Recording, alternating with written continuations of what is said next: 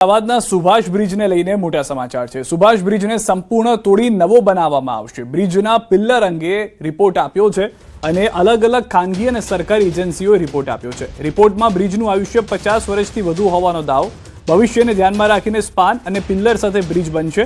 AMC દ્વારા એજન્સીઓના report બાદ નિર્ણય લેવાયો છે। હાલ સ્પાન ઉતારવાની કામગીરી ચાલુ છે। આગામી સમયમાં પિલ્લર પણ ઉતારાશે। બ્રિજ અંગે ટેકનિકલ નવા ટેન્ડર તૈયાર કરાશે। તો દ્રશ્યોમાં જે રીતે જોઈ રહ્યા છો તે પ્રમાણેની જર્જરિત હાલતમાં બ્રિજ હતો। પહેલા જે નિર્ણય કરવામાં આવ્યો તે પ્રમાણે રિપેરિંગ કામ, ત્યારબાદ અલગ અલગ રિપોર્ટ પણ મંગાવવામાં આવ્યા। જે રિપોર્ટ આવ્યા છે તે રિપોર્ટ એવું સૂચવી રહ્યા છે કે સુભાષ બ્રિજને આખો તોડી અને નવો બનાવવામાં આવે। પહેલા માત્ર સ્પાન તોડવાના હતા, હવે સ્પાનની સાથે સાથે પિલ્લર પણ તોડાશે।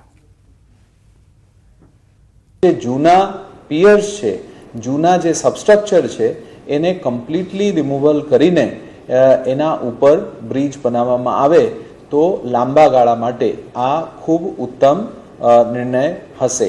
એ પ્રકારનું એક ઓપિનિયન આવ્યું છે।